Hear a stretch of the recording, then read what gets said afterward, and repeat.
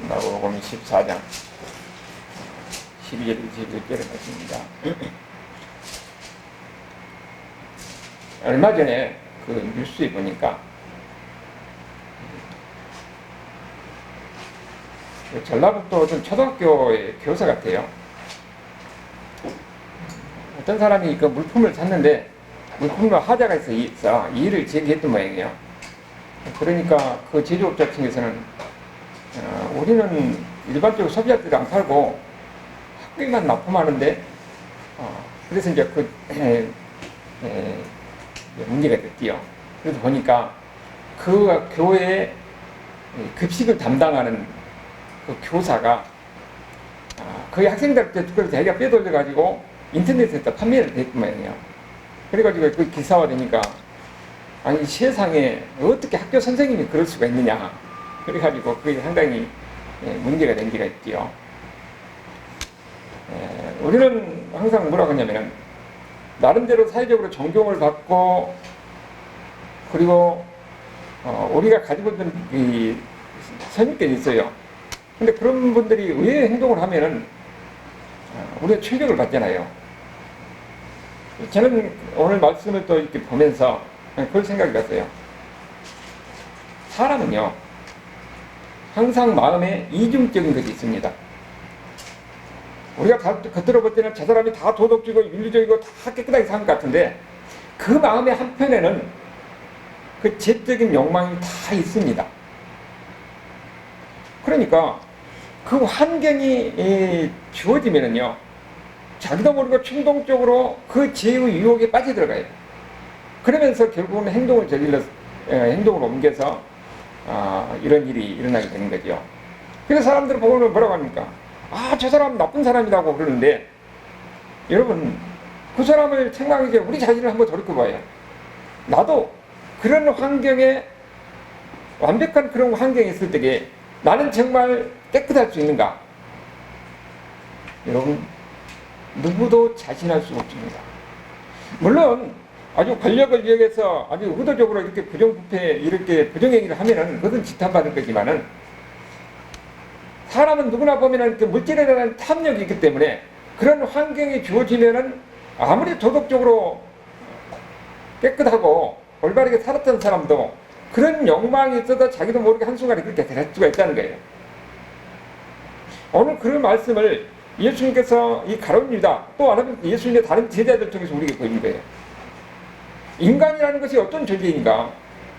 그러니까 우리가 지금 할 수 있는 것은 뭐냐면은 무조건 다른 사람에 대해서 비판하고 정죄하고 너 나쁜 놈 이렇게 하기 전에 나도 그럴 가능성이 있기 때문에 그 사람에 대해서 이해하는 것이 필요합니다. 물론 그 사람 다 합리화될 수는 없겠지만은 이해하고 용서하는 것이 필요하다는 거예요. 그것이 예수 믿는 사람들의 기본적인 자세라는 겁니다. 오늘 그런 과정에서 예수님께서 지금 마지막 일주일날 목요일날이에요. 지금 예수님께서 지금 어떤가 십자가를 향해서 가는 과정이에요. 그러면은 금요일날은 6월절이고 그 다음에 토요일날 주일날이잖아요. 부활절.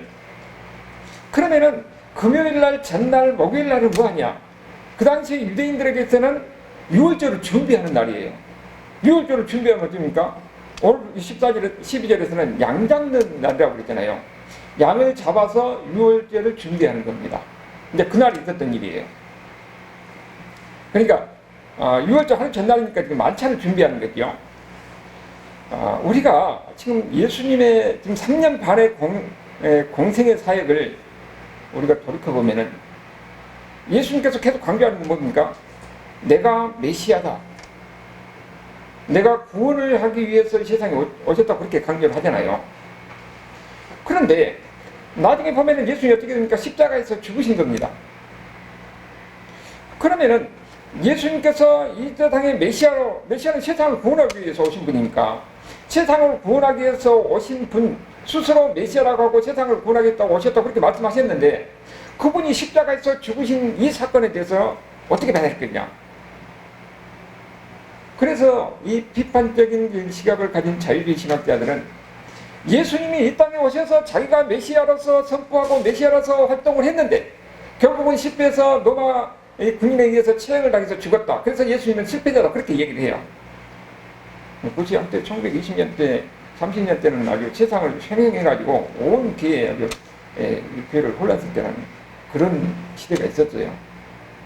그런데 예수님이 그러면은 과연 실패한 것이냐? 우리가 이렇게 오늘 본문의 내용을 이렇게 보면은 예수님께서 지금 십자가를 향해서 가는 과정이 그럼 유월절을 준비하는 것도 유월절을 준비하는 과정도 보니까 예수님이 전부 다 주도적으로 해가는 거예요. 예수님이 끌려가는 것이 아니라 모든 과정을 예수님이 주도적으로 해가는 과정을 통해서 우리는 뭘 볼 수가 있냐? 예수님이 실패해가는 것이 아니라 이미 하나님의 예정된 대로 가는 것이라는 것을 우리가 다시 한번 볼 수가 있는 겁니다. 이 유월절 만찬 준비하는 과정을 통해서도 예수님이 준비하시고 그리고 또 십자가를 향해서 가는 죽음의 길을 가는 그 과정을 진행해 나가는 것을 우리가 볼 수가 있는 거죠. 오늘 6월절 그러면 만찬을 준비하는 과정을 보니까 10절에서 16절까지 내용이죠. 무교절 첫날, 무교절을 그러면 6월절이 아비복을 14일이라고 그러는데 음력으로 우리말로 이야기하면 음력으로 1월 14일이에요. 그날이 6월절이고 그 다음에 6월절 그 다음날부터 일주일간은 무교절이라고 그럽니다. 그래서 이 전체 기간을 6월절 기간이다 그렇게 이야기를 해요. 그러니까 6월절 그 전날 양전날이라고 그러죠. 지금 그러면은 우리가 선생님 우리가 어디로 가서 6월절 음식을 준비하리까 하고 물어보는 거예요. 그러니까 예수님께서 뭐라고 합니까? 13절에 보니까 예수께서 제자 중 둘을 보내주면 베드로와 요한을 보낸 거예요. 이르되 성내로 들어가라. 그리하면 물을 한 동이를 가지고 가는 사람들을 만나리니 그를 따라가자 그랬어요. 여러분 성경이 이런데요. 우리가 항상 뭔가 의문을 가지고 이렇게 봐야 돼요. 여기에 물을 넣으면 실로암 물인데 그 실로암이 샘이 아니에요. 예루살렘 밖에 있는 기온샘에서 그 물을 끓여다가 실로암이라는 연못에다 거기서 모이게 한 겁니다. 근데 그것을 우리가 열왕기에서 봤듯이 시스기야의 그 이 터널이라고 그래요. 안반 시스기야가 전쟁을 대비해서 뚫어서 밖에 있는 기온샘에서 그 안까지 끌어든 겁니다. 그래서 예루살렘에 있는 사람들은 거기서 물을 길러가서 그렇게 생활하고 살아요. 그런데 대부분 다 물을 길고 하는 일을 하는 것은 여자들이 하거든요. 여자들이 물동이를 지고 가는 건데 일반적으로 보면은 여자들은 물동이를 지고 가고 남자들은 가죽 부대를 가지고 지고 물에다가 지고 가요. 근데 여기 뭐라고 그랬냐면은 여기 물을 한 동이를 가지고 가는 사람이라고 그랬는데 원어에 보면은 남자라고 나옵니다. 그러니까 물 한 동이를 가지고 가는 사람을 만나리니 그러면은 여자들은 대부분 다 여자들 물동이를 가지고 가고 남자들은 거의 없는데 남자들 혹시 있다 해도 가죽부대를 주고 가는데 남자가 물동이를 주고 가는 거예요. 그러면 그 사람 딱 뜨잖아요. 그러니까 이건 쉽게 찾을 수가 있는 거예요. 우리가 보기는 그럼 어떤 사람이 많았는데 어떻게 그걸 찾았느냐 그렇게 할 수 있는데 이걸 아는 겁니다. 알 수 있는 거예요. 그리고 우리가 또 의문을 가질 때 근데 여러분이 우리가 이렇게 성경을 읽을 때 의문뿐만 아니라 이걸 성경을 비판하는 이 학자들이 또 그렇게 이야기를 해요. 아니 어떻게 예수님이 거기 물동이 있을 그 사람이 거기 물동이 있을 줄 어떻게 아느냐는 거예요. 이것은 먼저 이 제자들하고 짜가지고 한 것 아니냐. 그렇게 비판하고 성경을 비판해서 한 사람들이 있어요. 여러분 예수님께서 항상 활동하실 때에 성령님께서 역사하셔서 성령의 능력으로 예수님이 모든 일을 하셨다고 그랬잖아요. 예수님에게는 그러니까 성령의 역사 속에는 하나님의 초자적인 역사가 있는 겁니다. 그래서 거기에 이미 예지력으로 거기에 그 물동이로 가는 사람이 그 사람이 예배할 것이라는 것을 알고 있었던 거죠. 그런데 여기 물동이로 간 사람이 누구냐면은 마가예요. 마가의 다락방입니다. 마가의 다락방이지 어쩝니까? 우리가 사도행전을 보면은 120명이 들어가서 거기서 기도하고 있을 때 성령이 임하는 사건 있잖아요. 그 마가의 다락방을 지금 거기에 누가 차인이었든지 누구든지 거기 물동이로 들어간 사람이 그 사람인 겁니다. 거기를 따라가면 그 사람이 들어갈 것이다. 어떻게 하느냐? 초자연적인 능력으로 그걸 알 거예요. 그리고 이 사람은 지금 마가의 이 집을 예루살렘에서 이 120명이 들어갈 정도 다락방이 있다는 것도 엄청난 부자라는 것을 알 수가 있잖아요. 그리고 또 마가의 삼촌이 누굽니까? 바나바잖아요. 바나바는 초대교회 당시에 자기 땅을 팔아가지고 이 하나님의 사역에 내놓은 사람이에요. 그러니까 이 마가의 집안이 엄청난 부자 집안이다 하는 것을 알 수가 있고요. 근데 이 사람이 예수님을 믿고 그 예수님 말씀에 이미 예수님은 이 사람의 그 집이 그렇게 있고 이미 다 들을 것이다. 예수님 말씀대로 할 것이다 하는 것을 알고 있었던 거죠. 그래서 따라가서 이제 거기서 유월절 준비를 한 겁니다. 우리가 여기 보면은 지금이 어떠냐면은 유월절 그 전날 지금 양을 잡아서 유월절 준비하고 음식을 잔치를 식사를 하는 거예요. 우리가 이렇게 가만히 보면은 유월절 전날 밤에 유월절 잔치를 하는 겁니다. 지금 준비를 해서 지금 잔치를 하는 거예요. 이것이 예수님의 그 이 전체 사역에서 아주 대단히 중요한 상징적 의미가 있다는 겁니다. 유월절 전날 양을 잡아서 유월절 식사를 준비를 하고 그 다음에 하잖아요. 이것이 아주 중요한 상징적 의미가 있다는 거예요. 어떤 의미가 있는가? 그러려면 먼저 우리가 유월절에 대해서 이해할 필요가 있는 거예요. 유월절이 뭡니까? 유월절은 이스라엘 백성들이 출애굽하는 과정에서 바로의 완고한 그런 마음 가운데 이스라엘 백성들을 안 보내잖아요. 그래서 재앙이 계속 임합니다. 10가지 재앙인데 마지막 재앙이 뭡니까? 바로의 아들 첫째 아들부터 모든 짐승의 초태생이 다 죽는 사건이에요. 그런데 하나님은 모세를 통해서 이스라엘 백성들에게 거기에서 살 길을 마련해 준 거예요. 그게 뭡니까? 양을 잡아서 양의 피를 문설주에 그 다음 자연인방에 그렇게 바르면은 죽음의 사자가 그걸 지나간다는 겁니다. 그래서 그들은 어떻습니까? 양을 잡아주고 1년 된 어린 양을 잡아서 양의 피를 물에다 바른 거예요. 그리고 그 양 고기는 자기들이 구워서 먹습니다. 그러니까 이스라엘 백성들이 죽어야 되는데 양이 대신 죽은 거예요. 그러니까 이 사람들은 이미 그날이 심판을 나는데 이스라엘 백성들은 어쩝니까? 양의 피로 인해서 자기 양이 죽었으니까, 대신 죽었으니까 이스라엘 백성은 그날 구원의 날이 되는 거죠. 지금 예수님께서 유월절 그 전날에 이 식사를 하고 있는 겁니다.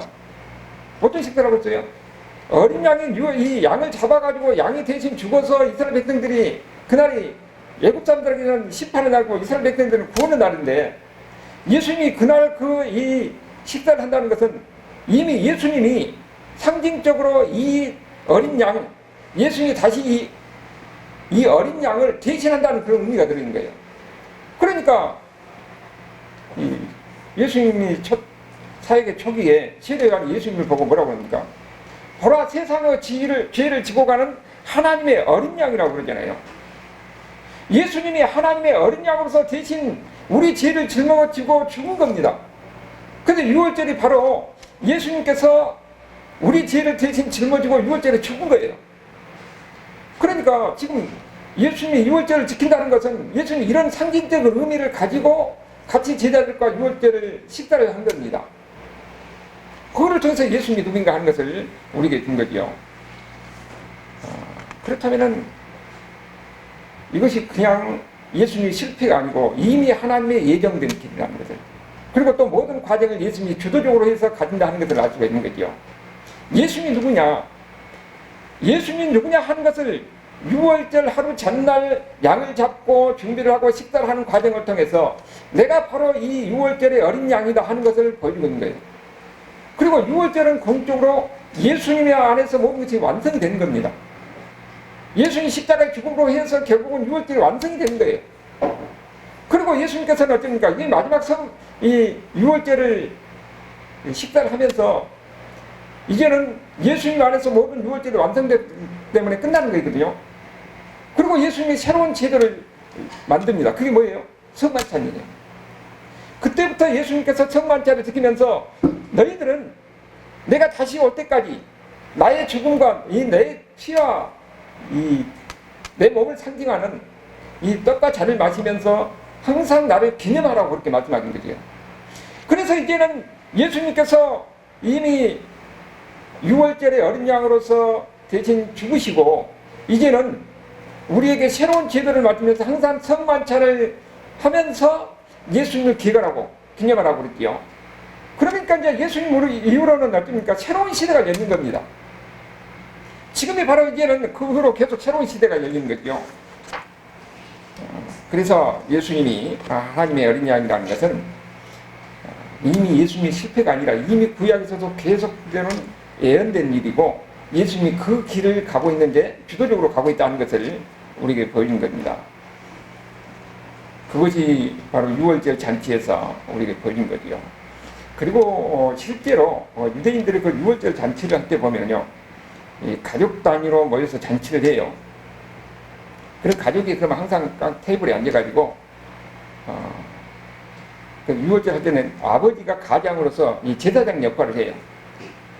그러면은 그 가족 단위 이렇게 또 모여가지고 제일 처음에는 포도주를 돌려요. 그 다음에 시편 113편, 14편, 115편 이렇게 찬송을 합니다. 찬송을 하고 거기 가족 중에서 제일 막내가 6월절이 무슨 의미냐를 물어요. 그러면 아버지가 이 아브라함부터 시작해서 이스라엘의 그 역사를 쭉 설명해 줍니다. 그리고 그 다음에 이제 우리를 구원하신 하나님을 찬양하고 그 다음에 기념하는 그 잔치 식사를 하는 겁니다. 그런데 그 모든 과정에 보면은 다 상징적으로 예수님에 관한 이야기가 다 상징적으로 들어있는 거예요. 그러니까 이미 그 속에서는 이미 복음적인 의미가 다 들어있는 것이죠. 이미 그 6월절을 그들을 지키면서 앞으로 오실 메시아 그분이 바로 예수님인데 예수님이 우리의 이 어린 양이 되어서 결국은 이 십자가에서 죽으실 것인 것을 다 상징적으로 지금 보여주고 있는 겁니다. 그리고 예수님 오셔서 실제도 그들을 한 거예요. 그래서 예수님이 완성되는 겁니다. 그러니까 이것을 보면은 이미 예수님은 만생 전부터 하나님이 계획하시라는 것을 알 수가 있는 거죠. 예수님이 그냥 실패해서 십자가에서 죽으시는 게 아니라 우리를 구원하기 위해서 하나님께서 이미 예비하신 분인데 이미 6월절을 통해서 상징적으로 그들에게 계속 보여준 겁니다. 그러니까 6월절 하면서 그는 앞으로 우리의 어린 양이 돼서 우리 대신 짊어지고 십자가에 죽으실 그 예수님을 보여준데 그들은 이 메시아가 와서 자기들이 정책으로 구원할 걸 생각하지 우리를 대신해서 십자가에서 죽을 걸 생각하지 못했던 거죠. 그러나 여기에 6월절을 통해서 그것을 보여주고 있는 겁니다. 그리고 예수님이 직접 그 6월절 전날 이걸 예수님 자신을 의미하는 이 6월절을 이야기하면서 결국은 자기가 바로 어린 양이라는 것을 이야기하면서 결국은 십자가를 향해서 가시는 것이죠. 그러니까 이런 것은 모든 것이 다 하나님의 예비되고 계획된 것이지 우연이 아니면 예수님의 실패가 아니다 하는 것을 이야기하고 있는 겁니다. 자, 그런 가운데서 그런 의미 속에서 6월절을 지킬 때에 그때 어떤 일이 벌어집니까? 그때 이제 앉아서 식사를 하잖아요. 그때 예수님이 뭐라고 합니까? 내가 진실로 너희에게 이르노니 너희 중에 한 사람 곧 나와 함께 먹는 나를 팔리라 그렇게 얘기를 해요. 제자들과 같이 식사를 하는데 그 6월절 그 양을 잡아서 이제 고기를 같이 나누잖아요. 그럴 때 예수님께서 뭐라고 합니까? 너희 중에 하나가 나를 팔리라 그러니까 거기 19절을 보면 뭐라고 하냐면은 그들이 근심하여 하나씩 나는 아니지요 그렇게 말하는 거예요. 여러분 지금 여기도 지금 뭐라고 하면 다 근심하면서 하나씩 나는 아니지요. 여기 참 묘사하는 것이 왜 이렇게 다 근심하면서 나는 아니죠 그런 겁니까? 나는 아니라는 것을 확신하지 못한 거예요. 예수님께서 제자들에게 너희 중에 한 사람이 나를 배신하고 나를 팔아먹을 것이다 그렇게 이야기하는데 서로 근심하면서 서로 보면서 나는 아니죠 이야기하는 겁니다. 여러분 이 상황을 이 최후의 만찬이 다윗의 최후 만찬이 왜 명작이냐면은 이 사람들의 불안한 심리를 정확히 묘사를 해가지고 그랬기 때문에 그게 명화가 된 거예요. 지금 뭐냐면은 왜 근심하겠습니까? 그들도 마음의 한편으로서는 탐욕이 있어요. 아니, 이 제자들 다 따라다니면서 뭐 했습니까?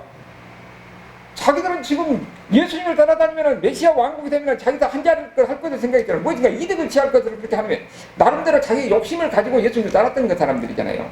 가룟유다만이 아니라 다른 제자들도 다 마찬가지예요.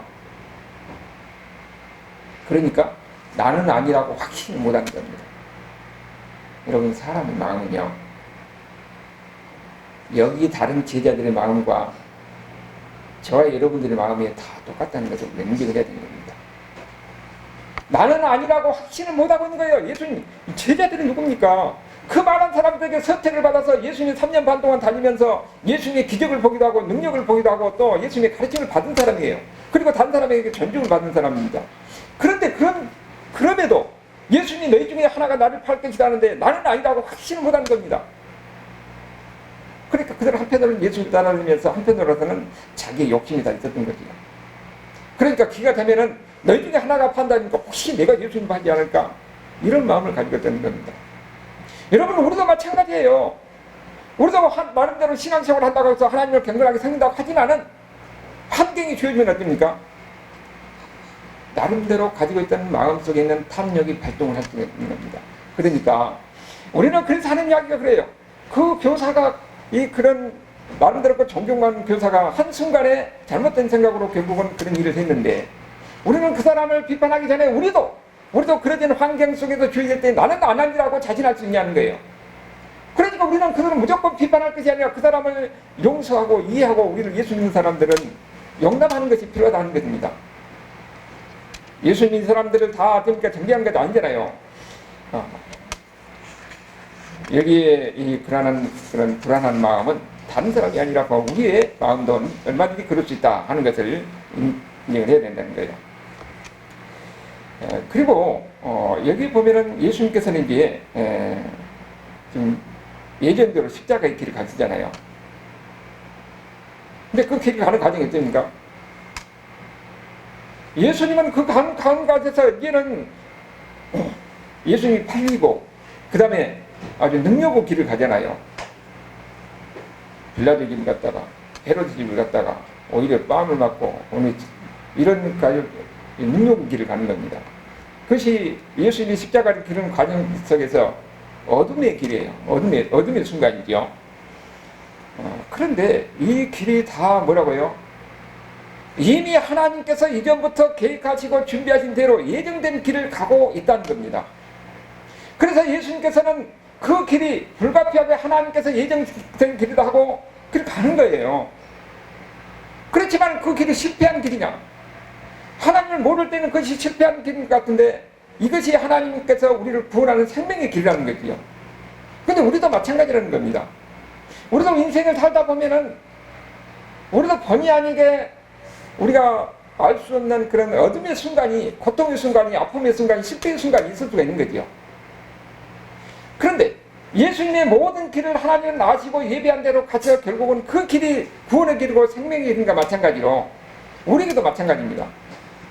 우리도 하나님의 택함을 받는 사람들이에요. 그 많은 사람들에게 하나님의 택함을 받고 성령님께서 우리와 함께 하시고 동행하시는 겁니다. 그러면은 우리가 인생에 살다 보면은 우리가 참 이해할 수 없는 이런 아픔과 고통과 슬픔과 어려운 순간이 있거든요. 그런데 그것은 하나님은 다 아시고 하나님이 허용하신 거예요. 우리가 그런 가운데서 어려움이 있고 아픔이 있고 고통이 있을 때 그것이 하나님이 나의 아픔과 나의 고통을 다 아시고 이것도 하나님이 허용하신 것이다. 하나님이 또 예정된 그 가운데서 내가 가고 있다는 것을 우리가 이해를 할 때는 그것이 결코 두렵지 않습니다.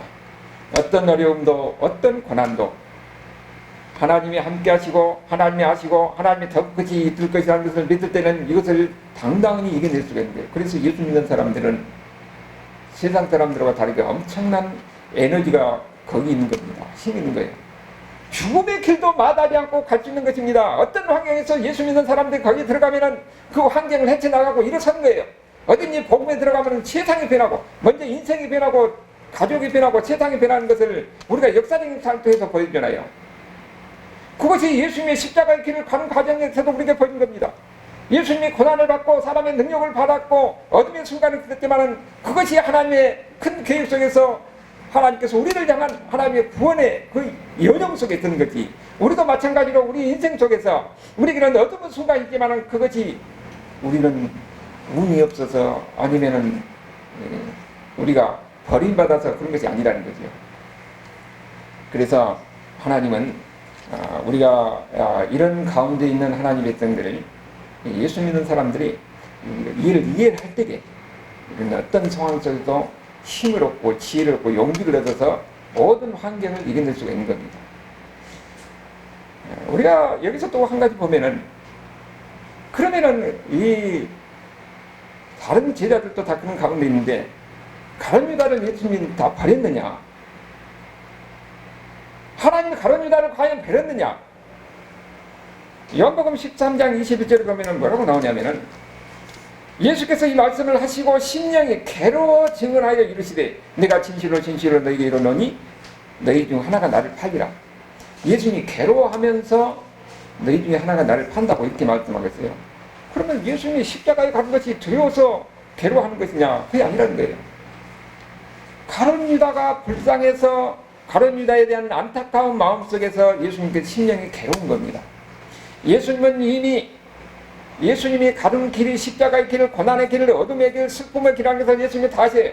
그리고 거기에 가룟 유다가 여기에 사용돼서 가룟 유다의 배신이 있을 것을 다 아시고 너희 중에 하나가 나를 팔리라 하는 것을 이야기하는 겁니다.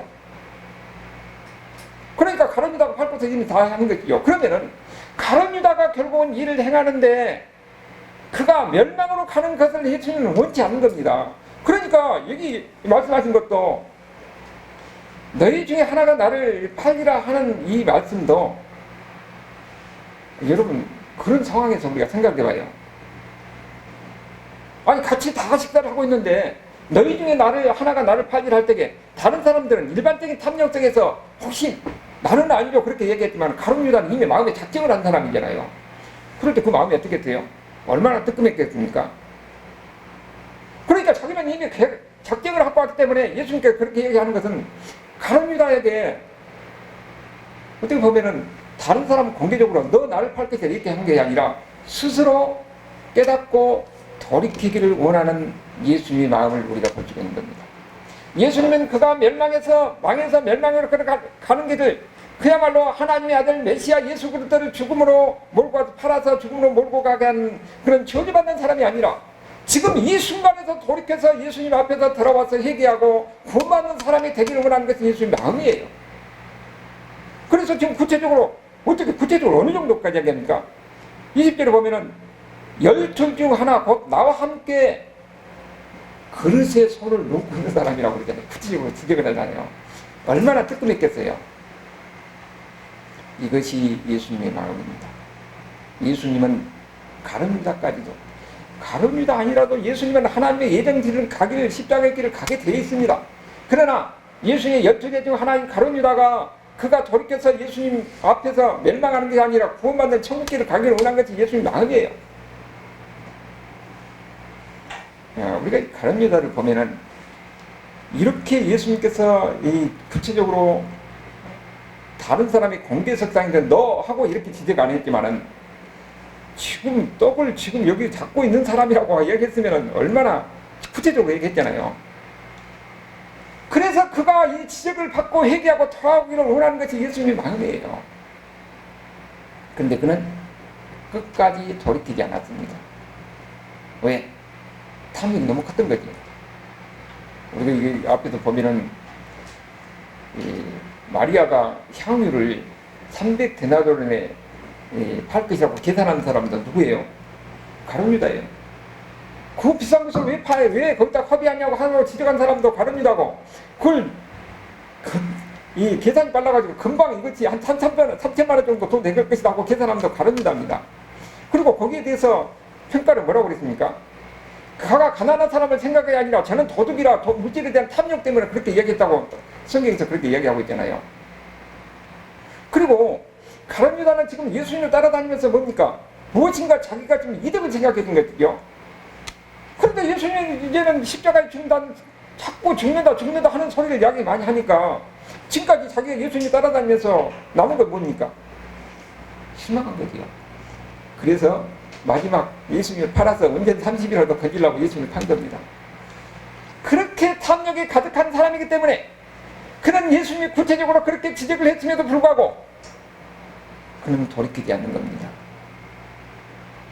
예수님은 이 사람이 어떻게든지 가룟 유다가 회개하고 돌아와서 그가 이 멸망의 길을 가지 않기를 바라는 예수님의 마음인데 결국은 그는 끝까지 거부하고 망하는 길로 가게 됐던 거예요.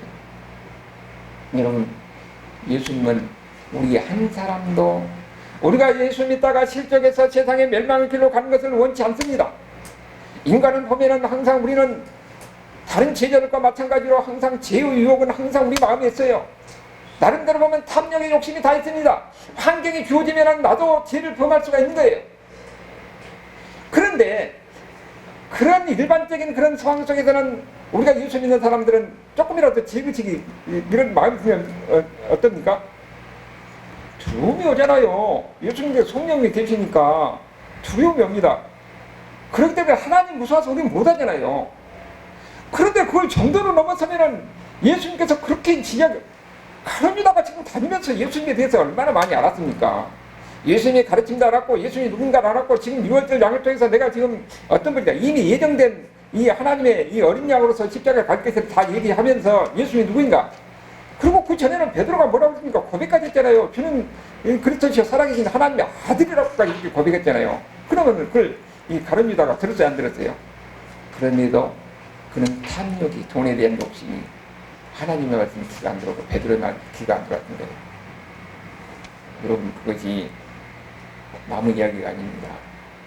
예수 믿는 사람들이 결국 큰 죄를 범한 것도 누구나 보면은 그 탐욕에 대한 욕심이 있는데 환경이 다 있어요. 그래서 진짜 하나님을 가까이 하고 이 하나님을 두려워하는 사람은 그것까지 가지 못합니다. 그런데 우리가 교회를 다닌다고 하고 하나님을 믿는다고 하면서 나는 예수 믿는 천국 갈 것이다 하면서도 하나님을 가까이 않고 하나님을 두려워하지 못하면은 결국은 제 욕망이 행동으로 나와서 가룟 유다 같이 예를 범하고 망하는 길로 가게 되는 겁니다. 그래서 예수님은 가룟 유다, 그 망하는 길로 가는 가룟 유다까지 안타까운 마음으로 그가 돌이키를 권하는 거예요. 하나님은 우리가 한 사람도 망하기를 원하지 않습니다. 우리의 죄적인 이런 욕망을 가지고 있지만은 그래도 우리가 하나님을 가까이 하고 항상 하나님 말씀하는 하나님을 두려워하는 마음을 가지고 있으면은 우리는 망하는 길로 가지 않습니다. 그래서 우리는 주님을 가까이 하는 것이 중요한 겁니다. 하나님 말씀이 우리 가운데 있을 때에 우리 신앙이 성장하고 건강한 신앙이 되고 그런 가운데서 하나님이 살아계시고 역사하신 것을 우리가 경험합니다. 이런 사람은 절대 죄를 범하지 않아요. 하나님은 오늘도 여러분 한 사람 한 사람에게 끝까지 관심을 가지고 마지막 천국 가는 그날까지 항상 어쩝니까? 하나님이 함께 하신다는 것을 믿으시길 바랍니다.